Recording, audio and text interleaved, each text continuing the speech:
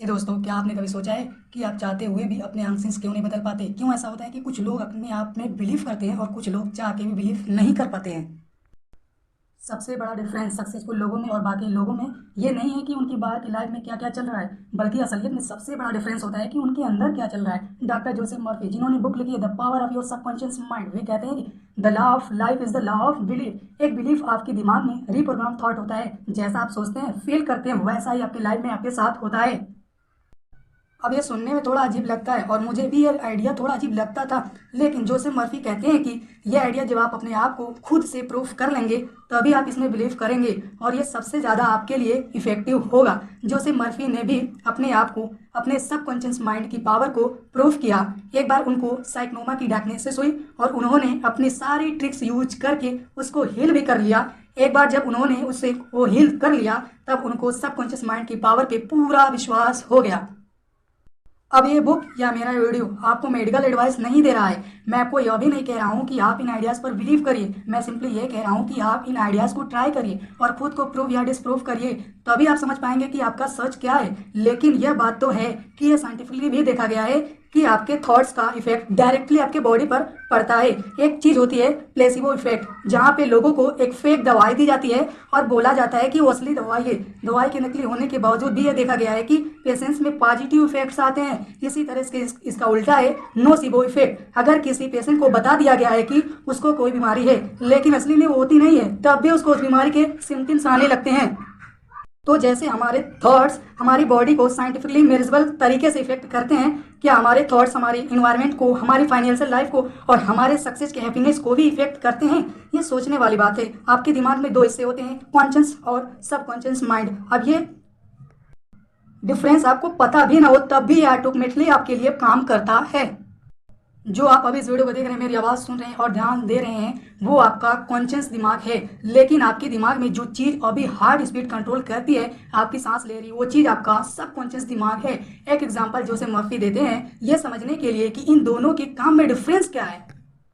आपका conscious mind एक ship की कैप्टन की तरह है। वह सारे ऑर्डर्स देता है लोगों को कि करना क्या चाहिए। अभी मुझे पढ़ाई करनी है या मुझे चलना है या मुझे बैठना है, इसेट्रा। ये ऑर्डर्स आपको कॉन्शियस माइंड देता है और शिप में जो ऑर्डर्स को पूरा करने वाले क्रूमैन होते हैं वो आपका सबकॉन्शियस माइंड है। जैसे क्रूमैन कभी कैप्टन से सवाल पूछते या बहस नहीं करते हैं, वैसे ही आपका सबकॉन्शियस दिमाग भी आपके कॉन्शियस से ऑर्डर लेता है और सवाल नहीं पूछता है। अभी यही रूट खोजे कि लोग अपनी लाइफ बदल क्यों नहीं पाते हैं। वे अपने सबकॉन्शियस माइंड को बार बार बोलते हैं कि मैं इंटेलिजेंट नहीं हूँ, मेरे पास पैसे नहीं है, मेरी इतनी प्रॉब्लम्स हैं, और उनका सबकॉन्शियस दिमाग इन्हीं स्टेटमेंट को ऑर्डर समझ लेता है और उनको सच बना देता है। तो अगर आप बोलेंगे कि मेमोरी में अच्छी नहीं है तो आपका सबकॉन्शियस माइंड दिमाग बोलेगा कि ठीक है, तुम्हारी मेमोरी अच्छी नहीं है। अगर आप बोलेंगे कि मैं कॉन्फिडेंट नहीं हूँ तो आपका दिमाग, तो वो आपको सबकॉन्शियस दिमाग अनकॉन्फिडेंट बना देगा। लेकिन गुड न्यूज़ यहाँ ये है कि अगर आप इसका उल्टा भी बोलें तो भी सच होगा। अगर आप बोलेंगे कि मैं इंटेलिजेंट हूँ या मेरी मेमोरी अच्छी है, आपका सबकॉन्शियस माइंड इसकी सच बना देगा, पूरी कोशिश करेगा। तो पहला तरीका लाइफ को बदलने का है अपने थॉट्स को बदलना। ये आप कर सकते हैं ऑटो सजेशन को यूज करके। ऑटो सजेशन का बेसिकली मतलब है जो गुड थॉट्स हैं उनको आपको बार बार अपने सबकॉन्शियस दिमाग में डालते रहना है। बेसिकली आपको अपने कॉन्शियस माइंड को एक वॉचमैन की तरह बना लेना चाहिए कि सिर्फ अच्छे थॉट्स अंदर आए और बुरी थॉट्स ना जाए। फॉर एग्जाम्पल एक 35 ईयर्स ओल्ड औरत हमेशा बोलती रहती थी कि मेमोरी खराब है। फिर उन्होंने जोसेफ मर्फरी के तो सजेशन के आइडिया के बारे में सुना और उन्होंने यह कहने के बजाय बोलना शुरू किया, अब से मेरी मेमोरी अच्छी हो रही है, मैं जो भी याद रखना चाहती हूँ वह मुझे याद रहता है। और यह कहने की वजह से उनकी मेमोरी इंप्रूव होने लगी। इसी तरह से नेगेटिव सजेशन भी काम करते हैं।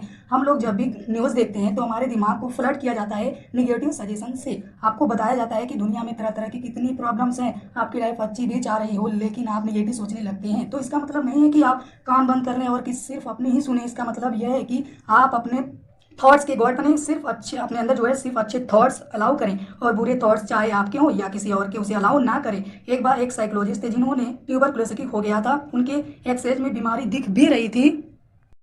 फिर उन्होंने एक नई प्रैक्टिस शुरू करी कि रात में सोने से पहले वो अपने आप से बोलते थे मैं परफेक्ट हेल्थ में हूँ और मेरी बॉडी अच्छी तरह से हील कर रही है। ठीक 1 महीने बाद वह बिल्कुल क्लियर हो गए थे। जोसेफ मर्फी साइकोलॉजिस्ट से पूछा कि वह रात में सोने से पहले क्यों अपने स्टेट में बोलते थे। उन्होंने जवाब दिया कि आपके सबकॉन्शियस दिमाग जो है एक काइंड एक्शन भी होता है। मतलब जब आप सो रहे होते हैं तो वह चलता रहता है। अगर आप सोने से पहले अपने दिमाग को अच्छे थॉट्स देंगे तो उसको आपका दिमाग रात भर काम करता रहेगा। तो बेसिकली आपको यही करना चाहिए। सोने से पहले आप अपने लिए कुछ पॉजिटिव स्टेटमेंट बोलें कि आपकी हेल्थ अच्छी है या आपकी लाइफ अच्छी है, और आप रोज़ सोने से पहले ये काम करिए। आप नोटिस करेंगे कि आपका माइंडसेट में बहुत डिफरेंस आएगा। जोसेफ मर्फी अपने थॉट्स चेंज करने के लिए बहुत सारे मेथड अपने बुक में बताते हैं, लेकिन मैं आपको 3 मेथड देने वाला हूँ जो बहुत इंपॉर्टेंट हैं। पहला है मेंटल मूवी मेथड। आप बहुत रिलैक्स हो के एक जगह बैठ जाइए, अपनी बर्ड पे फोकस कीजिए और पूरी तरह से शांत हो जाइए। फिर आप अपने दिमाग में एक मूवी चलाइए अपनी आइडिया सिचुएशन की। फॉर एग्जांपल, अगर आपको एग्ज़ाम्स देने हैं तो आप इमेजिन करिए कि आप एग्ज़ाम से निकल रहे हैं, बिल्कुल रिलैक्स और खुश हैं, और आप लोगों से बोल रहे हैं कि हाँ भाई पेपर अच्छा हुआ। Second method, thank you method. Thank you method मेरे हिसाब से सबसे सेटिस्फाइड टेक्निक है, क्योंकि ये आपको स्टेट ऑफ ग्रेटिविटी में डाल देता है।